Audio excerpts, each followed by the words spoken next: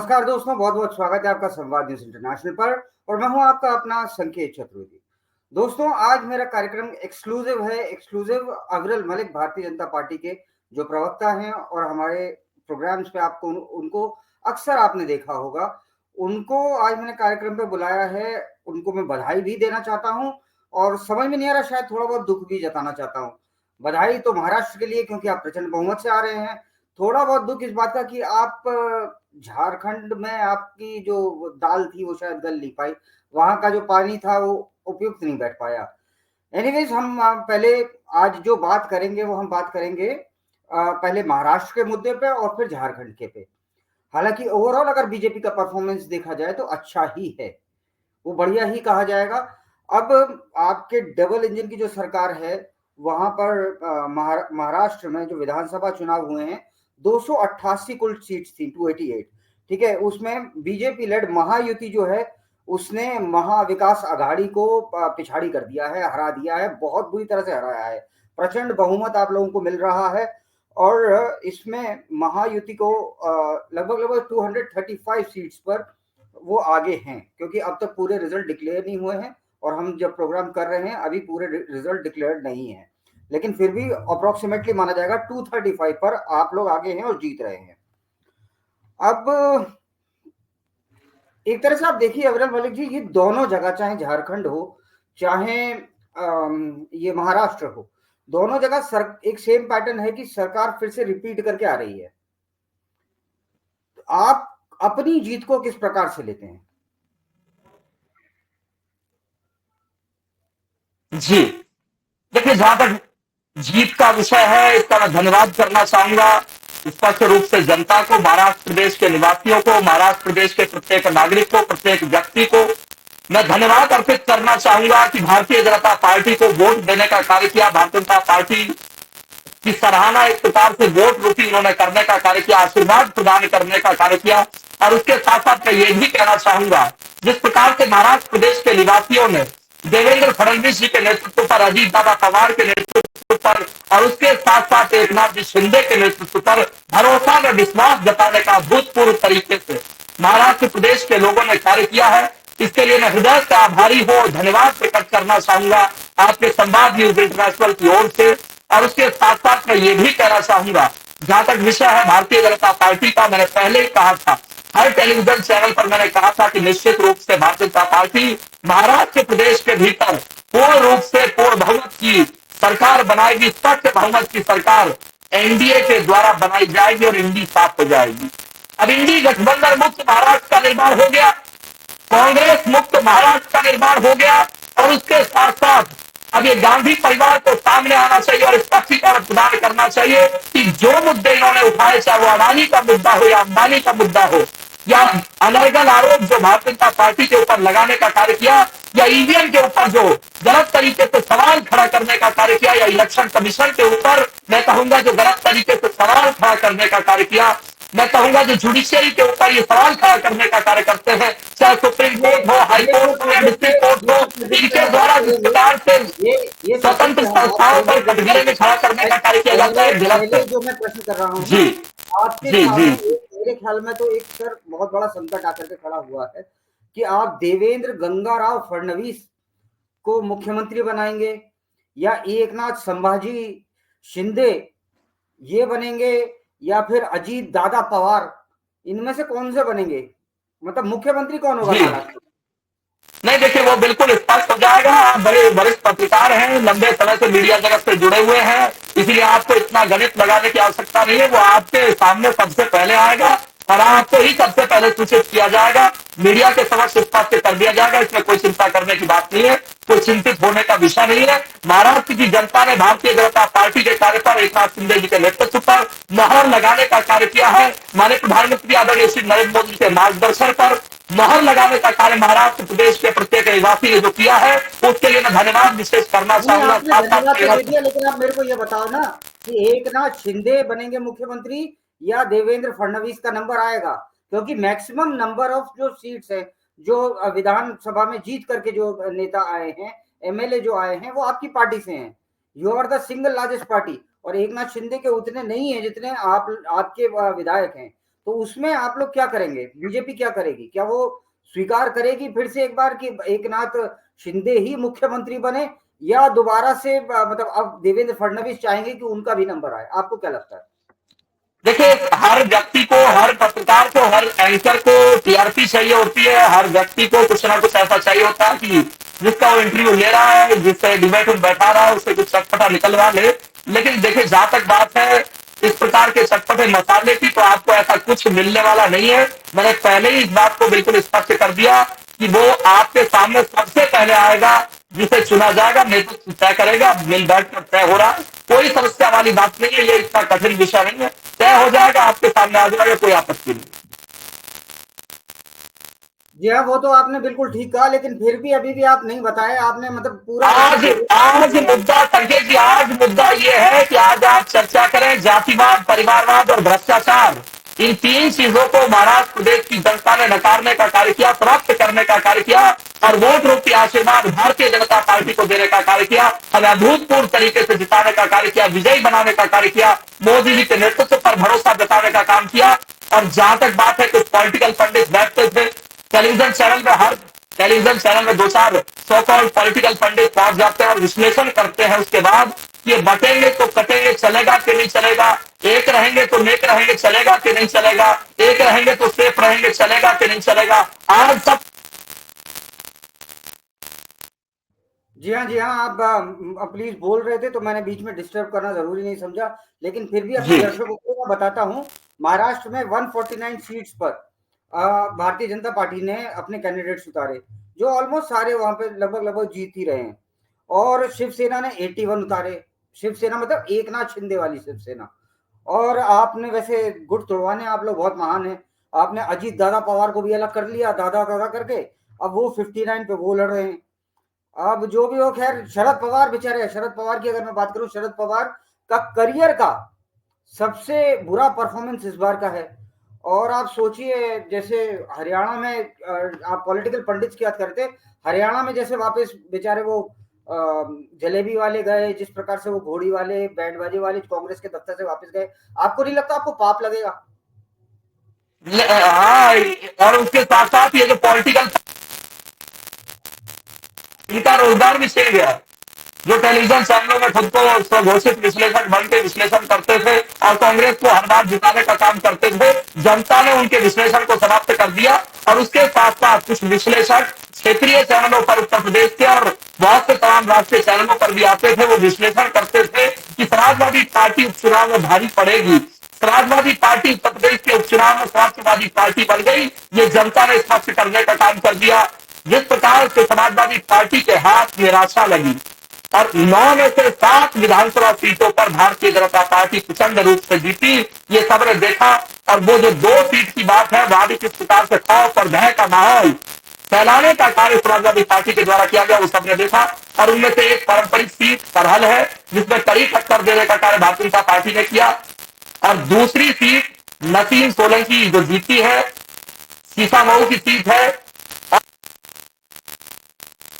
आज इस विषय पर चिंतन करना बहुत आवश्यक है। मैं एक एक करके पॉइंट आपको गिना देता हूं।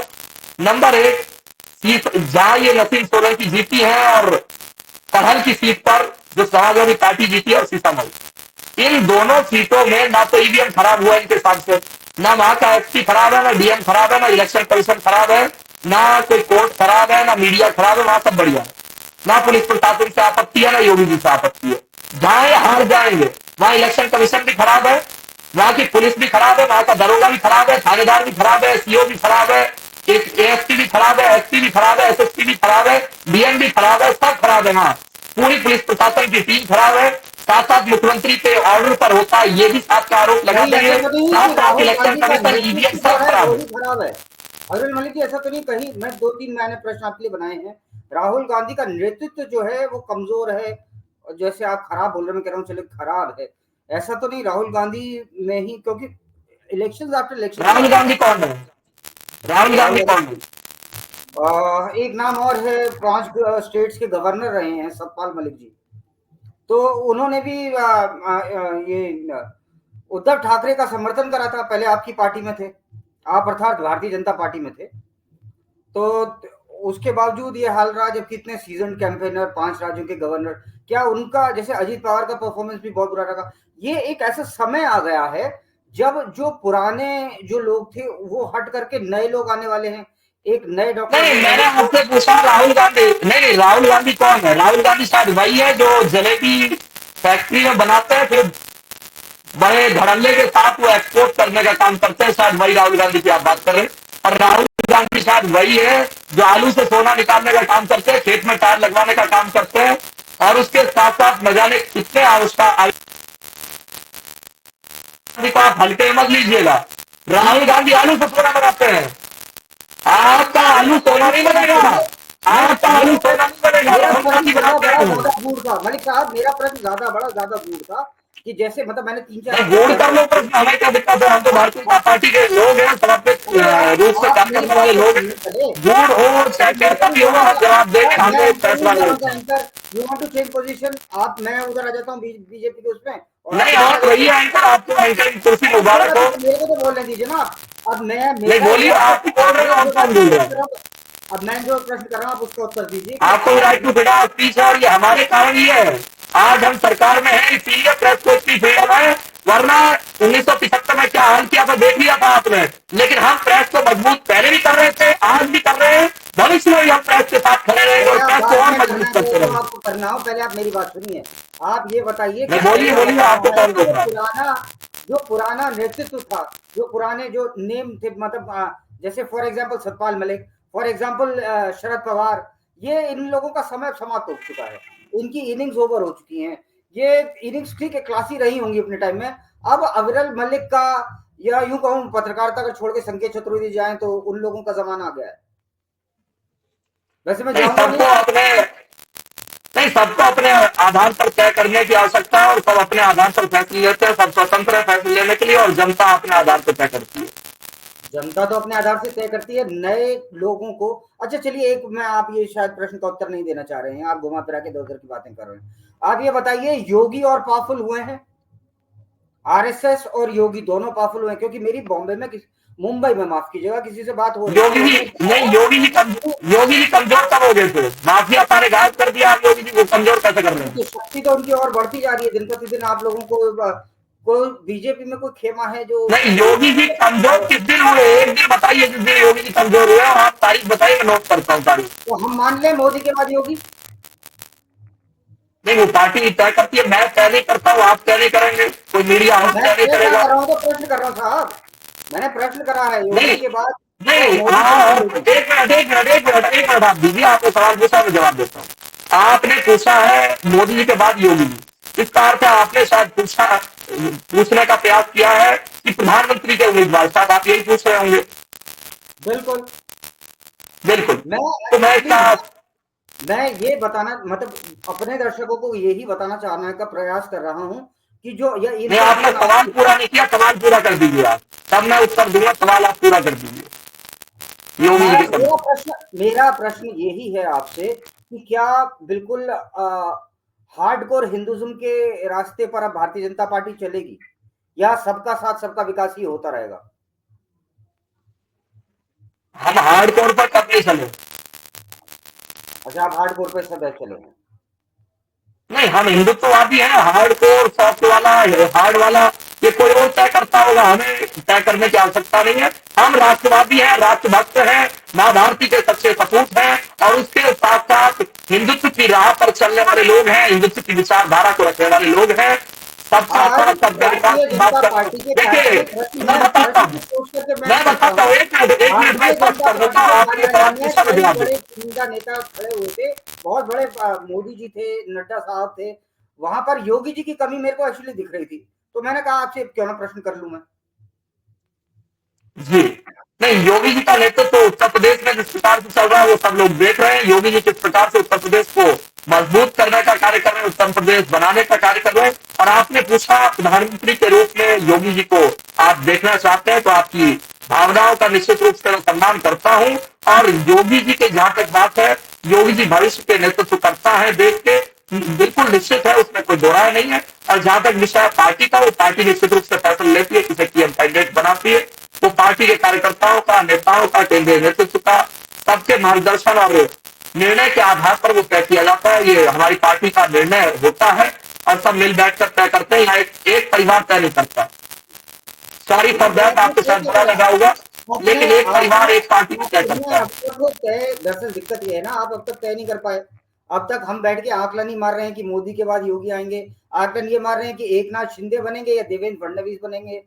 तो यही तो खूबसूरती है, यही तो खूबसूरती है भारतीय जनता पार्टी की। आप बात तय करके दिखाओ, कांग्रेस में कौन बनेगा पीएम कैंडिडेट या कौन बनेगा अध्यक्ष का पद का दावेदार, पता ही नहीं चलता है।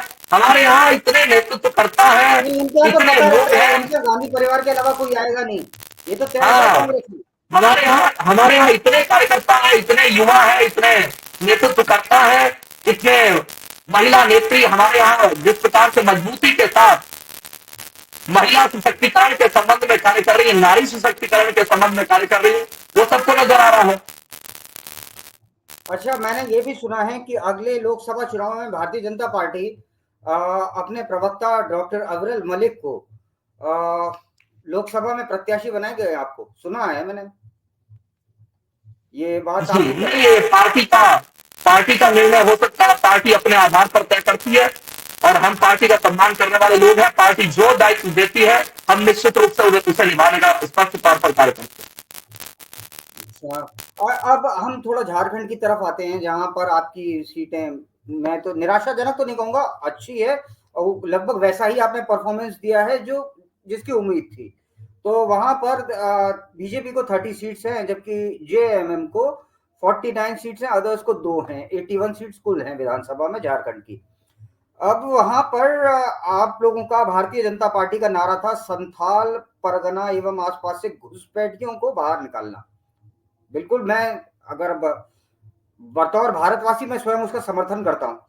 अब मेरे को आप एक चीज बताइए, डेमोग्राफिक चेंज जो हुआ है वो भी एक बड़ा मुद्दा इसमें इलेक्शन में आपको देखना पड़ेगा कि वहां का डेमोग्राफिक चेंज हुआ। नहीं तो आप लोग कब, मतलब यही तो प्रश्न है साहब। भारतीय जनता पार्टी अब सब मतलब अच्छी, वर्ल्ड की लार्जेस्ट पार्टी है, इतने पावरफुल लीडर्स हैं, उसके बावजूद हमारे देश में लोग घुस रहे हैं। आप लोगों ने क्या करा है?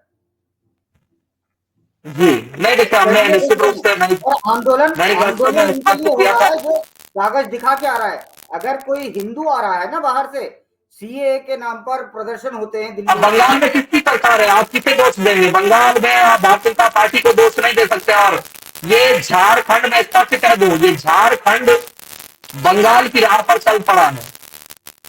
बिल्कुल बात सही है, मैं आपकी बात में एग्री करता हूं। लेकिन आप मुझे ये बताइए, अरे हार से और जीत से हम अपनी रणनीति में ही परिवर्तन नहीं लाएंगे।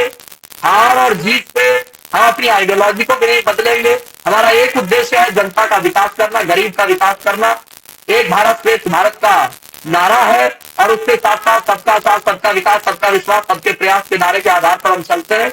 जय जवान, जय किसान, जय विज्ञान और जय अनुसंधान के नारे पर हम चलते हैं। हम डेवलपमेंट के मुद्दे पर जनता के मध्य जाते हैं। डेवलपमेंट के मुद्दे पर हम जनता के मध्य जाते हैं और उसके साथ साथ ये रहेंगे तो सिर्फ रहेंगे कि हम स्पष्ट बात कर रहे हैं। मेरे प्रश्न का भी उत्तर दीजिए। आपने जैसे कहा सबका साथ सबका विकास, आपका कोर वोटर तो आपसे अलग नहीं हो रहा। और फिर आपने कहा था कि झारखंड में किसकी सरकार है, पश्चिम बंगाल में किसकी है। तो बहुत सी बार हमने देखा है कांग्रेस का ने तो 8-9 बार आफ्टर 1889 पूरा देश हमारा कोर वोटर है। पूरा देश, प्रत्येक व्यक्ति हमारा कोर वोटर आज बन चुका है। मोदी जी को तीसरी बार प्रधानमंत्री बनाने में प्रत्येक व्यक्ति का सहयोग है, प्रत्येक देशवासी, प्रत्येक राष्ट्रभक्त का सहयोग है। परंतु अविरल बाबू, ये तो बताइए, जो आपका कोर वोटर है वो कहाँ जाएगा? आपने उसको मतलब लग रहा है आप भूल ही गए। आप जब से कामयाबी पे घोड़े पे बैठे, आप भूल गए कि नाल ठोकने वालों को यहाँ पे भी खड़ा था। आप लोग उसको भूल ही गए, अपने कोर वोटर को, अपनी हिंदुत्व की आइडियोलॉजी को आप भूल गए। आप क्या बंगाल हिंदुत्व की आइडियोलॉजी को भूल गए? उस बंगाल में आधार पर कह सकते हैं कि हम हिंदुत्व की आइडियोलॉजी को भूल गए। हम जातिवाद, परिवारवाद, भ्रष्टाचार के खिलाफ पहले भी थे, आज भी है, भविष्य में भी रहेंगे। गरीब, पीड़ित, शोषित, वंचित, दलित, आदिवासी, महिला, युवा, बेरोजगार, तंग सबको न्याय दिलाने की बात पहले भी कर रहे थे, आज भी कर रहे हैं। हम हिंदुओं को जातियों में बांटने के खिलाफ हैं। हिंदुओं को जो जातियों में बांटने का काम करता है हम उनके खिलाफ हैं।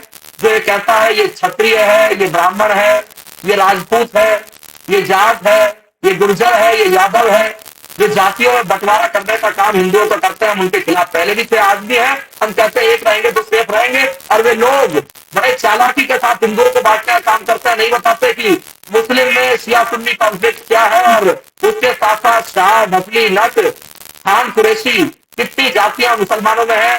मुस्लिम दलित कौन है, मुस्लिम ओबीसी कौन है, मुस्लिम जनरल कौन है, कोई नहीं बताता है। मुस्लिमों को एकमुश्त रखेंगे क्योंकि वो इनका वोट बैंक है।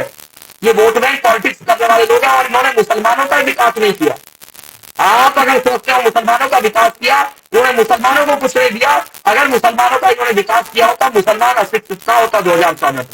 2014 के बाद हमने संकल्प लिया कि मुस्लिम समुदाय के प्रत्येक व्यक्ति को शिक्षित होना चाहिए, अच्छे स्कूल में जाना चाहिए।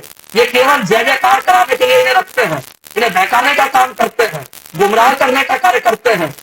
सोचते हैं कि मुस्लिम समुदाय के लोगों को वोट बैंक बनाकर रखा जाए, और धर्म के नाम पर, मजहब के नाम पर इन्हें डरा कर रखा जाए, अपने पार्टी के अंदर रखा जाए, अपने कार्यकर्ता बना के रखा जाए। किसी पार्टी के अंदर कार्यक्रमों में दरी बिछाने का काम मुस्लिम समुदाय का नहीं है। मैं नहीं चाहता कि ये थोड़ा, actually this is a debate, not a speech program, Mr. Malik, and I think you've forgotten the fact that you are sitting. नहीं, आपने सवाल पूछा, हमारा कार्य है जवाब देना, जवाब देंगे। Right to freedom of speech सबकी है।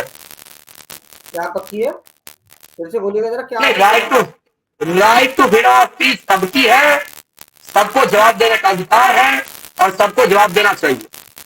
और मैं एक, मेरे को कांग्रेस में एक मेरे मित्र हैं, वो कह रहे थे कि सत्ता पक्ष को राइट टू स्पीच ज्यादा होती है, ऐसा सत्य है क्या ये? नहीं, शायद उन्होंने संविधान नहीं पढ़ा होगा, संविधान पढ़ना पसंद नहीं करते होंगे। और जहां तक बात है आर्टिकल 51 है, इन्हें पढ़ लेना चाहिए। जो हमने कहा एक रहेंगे तो सेफ रहेंगे, योगी जी ने कहा बटेंगे तो कटेंगे, एक रहेंगे तो नेक रहेंगे, यही तो भारतीय संविधान कहता है। अनुच्छेद 51, आर्टिकल 51 को पढ़ लेना चाहिए, यूनिटी की बात करता है। ये संविधान को नहीं मान रहे थे, ये संविधान लहराने का काम करते हैं, संविधान के आधार पर चलने का काम ये लोग नहीं करते हैं, संविधान को पढ़ने का काम नहीं करते हैं, संविधान का मार्गदर्शन प्राप्त करने का काम नहीं करते हैं, संविधान को इम्प्लीमेंट कराने का कार्य नहीं करते, संविधान को सही से लागू कराने का लोग कार्य नहीं करते। एक अंतिम प्रश्न चलते चलते, नहीं अंतिम नहीं, आप 10 पूछ रहे हो, 10 पूछिए, आपको सवाल पूछने की आजादी है। आप प्रेस है, आप सवाल पूछिए, और आप आप टू द पॉइंट उत्तर दीजिए। आप झारखंड में क्यों हार गए? जी नहीं, देखिए इसका विश्लेषण निश्चित रूप से किया जाएगा। और जहां तक विषय है महाराष्ट्र की जीत का, जनता ने हमें वोट दी, जिताया, उपचुनाव में उत्तर प्रदेश में हमें जिताने का काम किया। उसके लिए मैं आपके चैनल के माध्यम से, आपके करोड़ों दर्शकों के माध्यम से जनता का आभार व्यक्त करना चाहूंगा। जीत की बहुत बहुत बधाई। जी बहुत बहुत धन्यवाद संकेत चतुर्वेदी।